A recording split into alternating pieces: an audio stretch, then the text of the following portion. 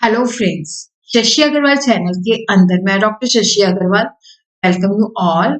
आज का जो हमारा सब्जेक्ट है दैट इज पार्टनरशिप अकाउंट और जिसके अंदर हमारा जो चैप्टर है that is change in profit sharing ratio among the existing partner.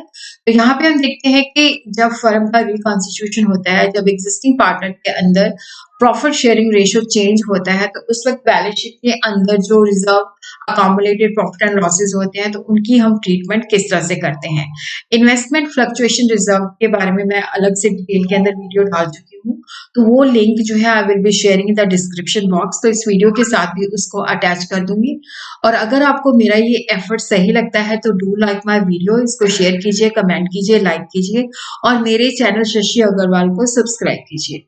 तो this is my app, Edusum app, जिसको आप गूगल प्ले स्टोर से डाउनलोड कर सकते हो। ये जो ऐप है commerce, economics and management students को काफी सारा फ्री स्टडी मटेरियल और अकाउंट्स का काफी सारा फ्री स्टडी मटेरियल शेयर किया हुआ है और काफी सारे मॉक टेस्ट जो है +2 के लिए भी शेयर किए हुए हैं।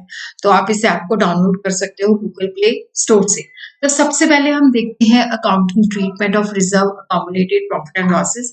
देखो, जब प्रॉफिट शेयरिंग रेशियो होता है, जब एग्जिस्टिंग पार्टनर्स के अंदर, जिसको हम फर्म की रिकॉन्स्टिट्यूशन भी कह देते हैं, तो जो प्रॉफिट हमने डिस्ट्रीब्यूट नहीं किया हुआ, जो हमारे पास रिजर्व या अकामुलेटेड प्रॉफिट एंड लॉस के फॉर्म में एग्जिस्ट करता है बैलेंस शीट के अंदर, तो यहाँ पे हमारे पास दो ऑप्शंस होते हैं। या तो क्या होता है कि हम उसको जो नई बैलेंस शीट है उसके अंदर नहीं दिखाना चाहते, तो हम पार्टनर की जो कैपिटल अकाउंट है उसके अंदर ट्रांसफर कर देते हैं।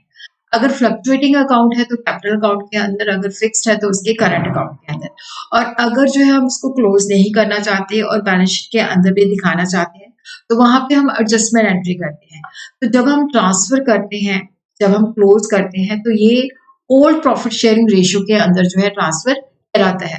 तो इस तरह के general reserve, profit and loss account, workmen's compensation reserve, investment fluctuation reserve, advertisement suspense account जो है बैलेंस शीट के अंदर एग्जिस्ट करते हैं जब प्रॉफिट शेयरिंग रेशियो चेंज होता है। तो यहाँ पे हम देखते हैं कि हमारे पास दो ऑप्शंस होती हैं। जब हम इनको क्लोज करना चाहते हैं तो इनकी कैपिटल अकाउंट के अंदर ट्रांसफर कर देते हैं, और दूसरा जो होता है कि एडजस्टमेंट एंट्री करते हैं, जहाँ पे हम कैपिटल अकाउंट को ट्रांसफर नहीं करते। तो जब reserve accumulated profit and losses को हम कैपिटल अकाउंट को ट्रांसफर करते हैं, इनको क्लोज करते हैं, तो उस वक्त क्या होता है कि जब हमारी न्यू बैलेंस शीट होती है तो ये उसके अंदर अपेयर नहीं करते। और यहाँ पे जब हम ये जो रिजर्व या प्रॉफिट एंड लॉसेस एग्जिस्ट करते हैं, तो इनको हम पार्टनर्स को ओल्ड प्रॉफिट शेयरिंग रेशियो के अंदर जो है डिस्ट्रीब्यूट करते हैं।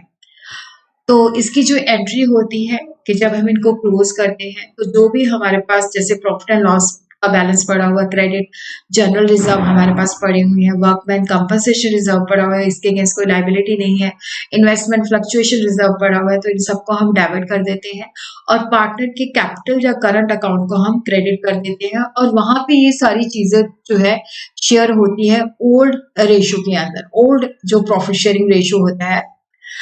इसको हम एक एग्जाम्पल के माध्यम से अंडरस्टैंड करते हैं। ए एंड बी जो है दो पार्टनर है और उनका जो पुराना प्रॉफिट शेयरिंग रेशियो है 3:2 है, और यहाँ पे उनके पास क्या पड़ा हुआ है 60,000 इन प्रॉफिट एंड लॉस, ये क्रेडिट बैलेंस है, और ₹80,000 जो है जनरल रिजर्व के अंदर पड़े हुए हैं 1 अप्रैल 2022। और उस दिन वो सोचते हैं कि वो प्रॉफिट शेयरिंग रेशियो जो है 3:2 के बजाय 1:1 करना चाहते हैं। तो वहां पे वो प्रॉफिट और रिजर्व को डिस्ट्रीब्यूट करना चाहते हैं और वो अकाउंट्स को क्लोज करना चाहते हैं। तो इट मीन्स कि ये सारी चीजें जब न्यू बैलेंस शीट बनेगी तो उसके अंदर वो इसको नहीं दिखाना चाहते। तो यहाँ पे हम देखते हैं कि ये वर्किंग नोट्स है। तो सबसे पहले हम देखते हैं कि हमारे पास प्रॉफिट एंड लॉस का क्रेडिट बैलेंस है 60,000 और जनरल रिजर्व का है 80,000। तो हम इनको ऐड कर देते हैं, तो ये आ जाता है अमाउंट टोटल 1,40,000 जो हमने पार्टनर्स के अंदर डिस्ट्रीब्यूट करना है। तो ओल्ड रेशियो के अंदर करना है 3:2। तो यहाँ पे हम ए का हिस्सा निकालते हैं 3/5 इंटू 1,40,000।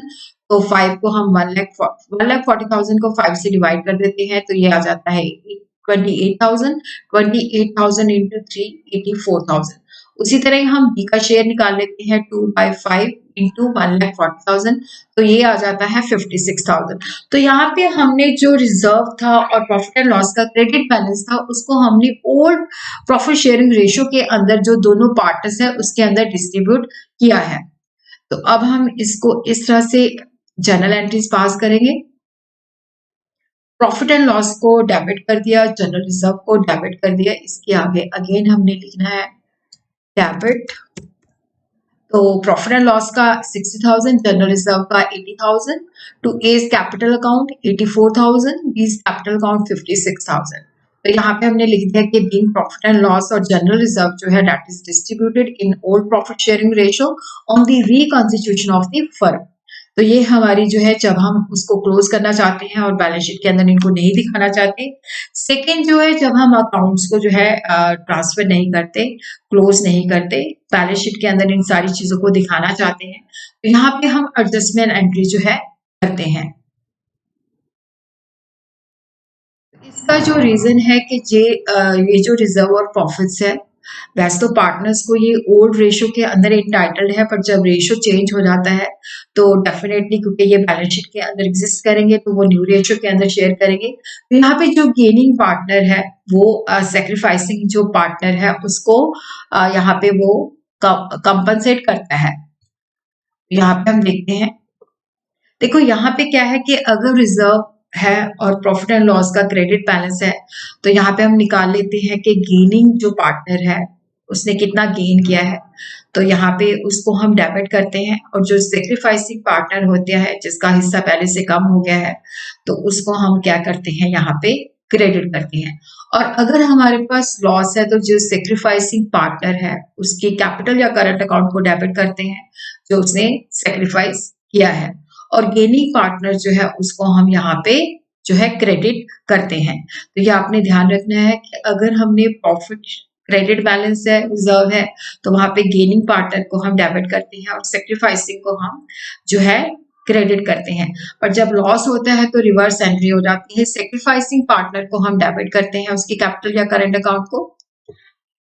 अगेन वही एग्जाम्पल है, तो उसको हम देखते हैं ए बी और partner old profit sharing ratio 3:2 है। They have 60,000 in profit and loss account, 80,000 in general reserve. तो उस दिन क्या है कि वहां पे वो जो है बेसिकली अपना प्रॉफिट रेशियो जो है 3:2:1:1 के अंदर करना चाहते हैं। तो यहाँ पे हम देखते हैं कि ये क्योंकि मैंने सेम एग्जाम्पल लिया है तो यहाँ पे वो क्लोज जो है इसको नहीं करना चाहते। तो यहाँ पे हम देखते हैं कि इसकी ट्रीटमेंट जो है किस तरह से करनी है। तो न्यू रेशियो जो है 1:1 है, ओल्ड रेशियो जो है 3:2 है। तो यहाँ पे हम देखते हैं कि गेनिंग या सेक्रीफाइसिंग रेशियो क्या है। तो इसके अंदर हमने is old share minus new share. तो यहाँ पे हम देखते हैं कि जो पुराना शेयर है उसका 3/5 है, ये है। तो 3/5 माइनस 1/2। तो ये जो है ओल्ड रेशियो जो है उसका ज्यादा है, तो इट मीन्स कि उसने 1/10 जो है सेक्रीफाइस किया है। और उसी तरह बी का old share minus new share 2/5 minus 1/2। तो यहाँ पे हमने देखते हैं कि जो नया शेयर है उसका वो ज्यादा है, तो इट मीन्स उसने 1/10 जो है गेन किया है। तो इस तरह से हम इसकी जो है एंट्री पास करते हैं।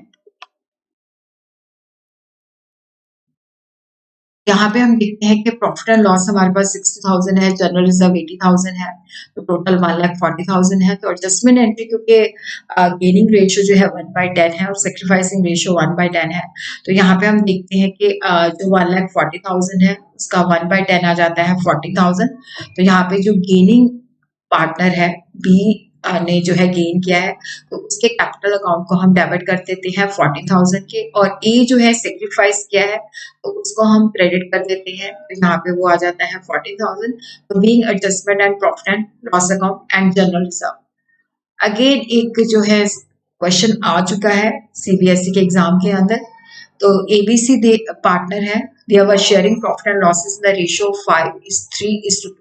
तो अब क्या होता है कि जो न्यू रेशियो है वो है 2:3:5। यहाँ पे क्या है कि वो जो है बुक वैल्यू को इफेक्ट नहीं करना चाहते। मीन्स कि वो जो बैलेंस शीट न्यू बनेगी उसके अंदर वो चीजें एग्जिस्ट करेंगी, तो यहाँ पे वो एडजस्टमेंट के एंट्री के माध्यम से इसको ठीक करना चाहते हैं। तो यहाँ पे हम देखते हैं प्रॉफिट एंड लॉस का जो क्रेडिट बैलेंस है वो 24,000 है और एडवर्टीजमेंट सस्पेंस का जो डेबिट बैलेंस है वो है 12,000। तो यहाँ पे हम देखते हैं कि नेट हमारे पास कितना आता है, 24,000 जो है क्रेडिट बैलेंस है और एडवर्टीजमेंट सस्पेंस जो कि लॉस है 12,000 है। तो यहाँ पे नेट इफेक्ट हमारे पास बच जाता है 12,000 क्रेडिट। तो यहाँ पे 12,000 की जो है हमने एडजस्टमेंट एंट्री करनी है।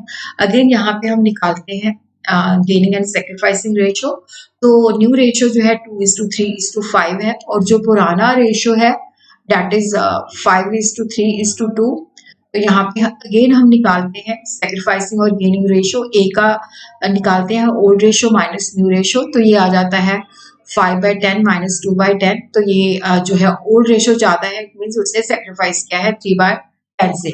और बी का ओल्ड रेशो 3/10 है और न्यू रेशो भी 3/10 है, तो इट मीन्स ना उसने गेन किया है ना उसने सेक्रीफाइस किया है। सी का old ratio minus new ratio है, तो ये आ जाता है 2/10 माइनस 5/10। तो यहाँ पे हम देखते हैं न्यू रेशो बड़ा है, तो इट मीन्स के उसने ये गेन किया है 3/10। तो यहाँ पे हम देखते हैं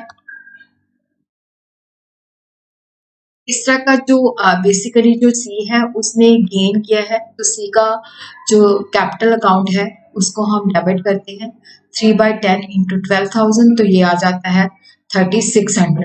उसी तरह ए जो है जिसने सेक्रीफाइस किया है, तो ए का कैपिटल अकाउंट आ जाएगा 3/10 इंटू 12,000, दैट इज 3600। तो सी के कैपिटल अकाउंट को हम जो है डेबिट करते हैं 3600, और ए का जो कैपिटल अकाउंट है उसको हम क्रेडिट करते हैं 3600 से, और लिख देते हैं being adjustment and profit and loss and advertisement suspense account. तो होपिंग कि ये सारी चीजें जो है आपको क्लियर हो चुकी हैं।